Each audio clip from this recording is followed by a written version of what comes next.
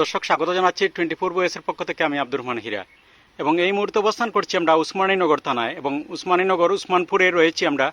আপনারা আমার স্ক্রিনে দেখছেন একটি মসজিদ, এক গম্বুজ বিশিষ্ট একটি মসজিদ, যে মসজিদটিকে বলা হয় গাইবী মসজিদ। আমরা এই মসজিদের বিস্তারিত জানার চেষ্টা করব। এর আগে আপনাদেরকে আমরা পুরো মসজিদটি দেখাচ্ছি। গাইবী মসজিদ বলা হয় এই মসজিদটিকে। এই মসজিদে অনেক সংস্কার কাজ হয়েছে। আমরা মসজিদের বাইরের যে অংশ সেই অংশটুকু দেখাচ্ছি। এক গম্বুজ দৃষ্টিনন্দন একটি মসজিদ। মসজিদের দেয়ালের চওড়া হচ্ছে প্রায় 6 ফিটের উপরে আমরা দেখেছি। আর এই মসজিদ নিয়ে বিস্তারিত আমরা জানার চেষ্টা করব। যিনি এখন এই মসজিদের দায়িত্বে আছেন আমরা ওনার কাছ থেকে জানব। প্রাচীনতম একটি মসজিদ।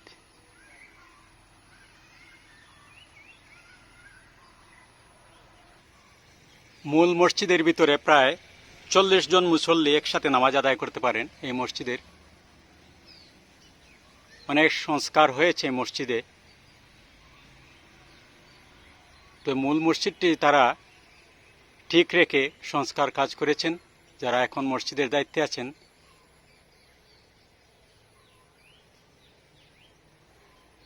দর্শক, আমরা সিলেটের প্রকৃত ইতিহাস ঐতিহ্য তুলে ধরার চেষ্টা করছি। সেই ধারাবাহিকতায় আজকে আমরা উসমানীনগর থানার উসমানপুরে কথিত রয়েছে গাইবী মসজিদ, সেই মসজিদটি আপনাদেরকে আমরা দেখাচ্ছি।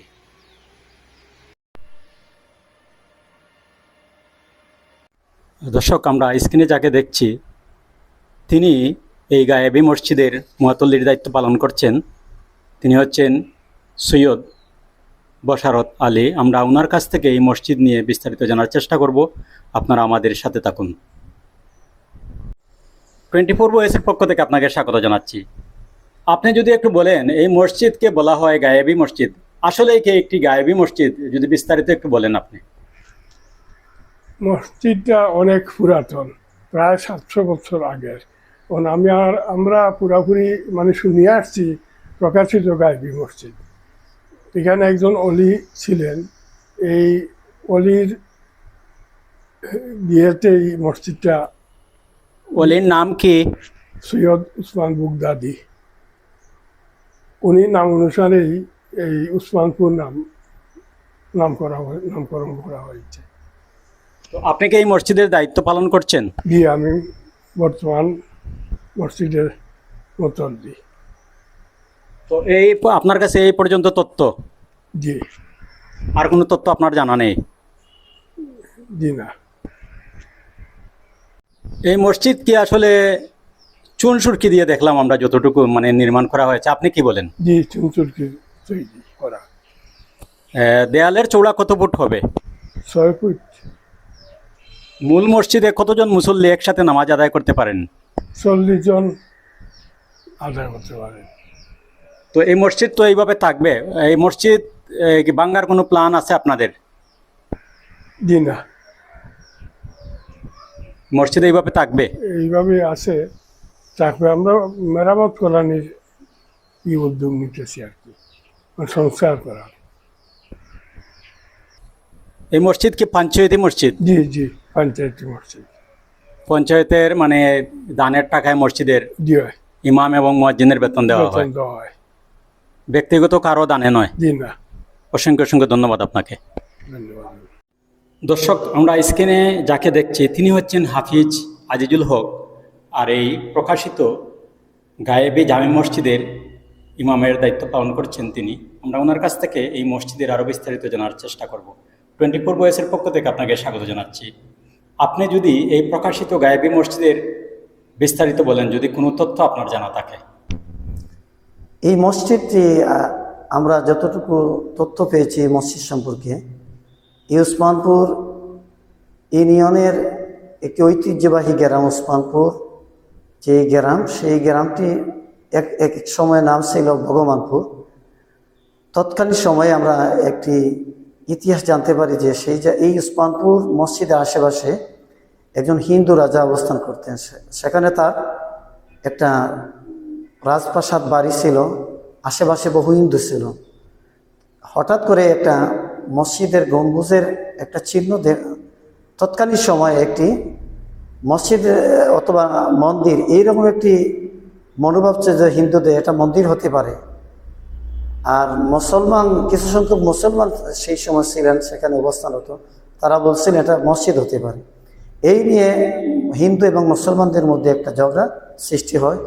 শেষ পর্যন্ত এই যে হিন্দু রাজা ছিল, সে বলেছিল যদি এই যে একটা পাহাড়ের ভিতরে একটা গম্বুজের মতো একটা দেখা যাচ্ছে, যদি সেটা তোমাদের মসজিদ হয় আমরা সেই জায়গা থেকে আমরা সরে যাব, আর যদি মসজিদ হয় তাহলে তোমরা এই জায়গায় অবস্থান করবে, আমরা চলে যাবো। যদি মন্দির হয়, যত মুসলমান তোমরা আছো সেই জায়গাতে চলে যাবে।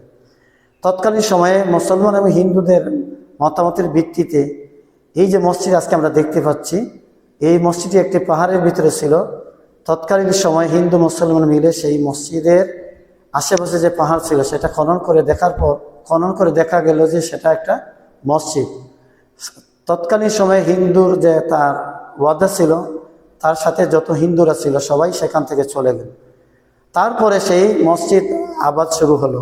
আরেকটি ইতিহাস আমরা পাই যে হজরত শাহজালাল মুজাররদি আমিন রহমতুল্লাহ আলীর সাথে 360 আউলিয়া আমাদের সিলেটের বিভিন্ন অঞ্চলে তারা সফর করেছেন, দিনের দাওয়াত দিয়েছেন। ওনার সফর সঙ্গী হজরত ওসমান বগদাদি রহমতুল্লাহ আলী, তিনি উসমানপুর এলাকায় দিনের খেজমতের জন্য এসেছিলেন। হয়তোবা তার মাধ্যমে এই মসজিদ নির্মাণ হতে পারে। আমরা যতটুকু ইতিহাস জানতে পেরেছি এইরকম হতে পারে। আর আরেকটা বিষয় হচ্ছে যে উসমানপুর গায়েবী জামে মসজিদ, এই মসজিদ যে গায়েবী, কোরআনে কারিমে এবং হাদিসের মধ্যে এইরকম কোনো ইতিহাস নেই যে গায়েবী মসজিদ বলে কোনো ইতিহাস আমরা পাইনি। কেউ না কেউ এই মসজিদ নির্মাণ করেছে। আর বিশেষ করে অনেক মানুষ এই মসজিদে দান খয়রাত করেন, দেশের বিভিন্ন প্রান্ত থেকে আসেন, তারা ফায়দা পান, এই মসজিদে বিভিন্ন অর্থায়ন দান করেন। এটা আল্লাহ তাআলা ফয়সালা, এই অনুদানের মাধ্যমে তাদের অনেক আল্লাহ তাআলা বিশেষ করে তাদের অসুখ, তারপরে বিভিন্ন আরজি আল্লাহ পূরণ করেন। যে আমার আর তো কিছু বলার নাই। আপনারা এর আগে অনেক আপনার ইউটিউবার এসেছেন, অনেক চ্যানেল থেকে শুনেছেন। এই পর্যন্ত যা তথ্য আমি পেয়েছি আপনাদের সামনে যাই বলেছি, এগুলো আমার জানা থেকে আপনাদেরকে এই কথাগুলো বলেছি। দর্শক, আমরা চেষ্টা করছি সিলেটের ইতিহাস ঐতিহ্য তুলে ধরতে। সেই ধারাবাহিকতায় আজকে আমরা উসমানীনগর থানার উসমানপুর এলাকায় প্রকাশিত গায়েবী মসজিদ, সেই মসজিদটি আপনাদেরকে আমরা দেখানোর চেষ্টা করেছি। এবং মসজিদে সঠিক কোনো তথ্য আমরা পাইনি। যেটুকু তথ্য আমরা পেয়েছি সেটি সঠিক তথ্য নয়। তো প্রকাশিত রয়েছে গায়েবী মসজিদ। আসলে মসজিদ গায়েবী হতে পারে না, কেউ না কেউ এই মসজিদটি এখানে নির্মাণ করেছেন। হয়তোবা দীর্ঘদিন পরিত্যক্ত ছিল, পরিত্যক্ত থাকার পর আবার সেই মসজিদটি কেউ দেখেছেন এবং এই মসজিদটি এখানে আবিষ্কার করেছেন।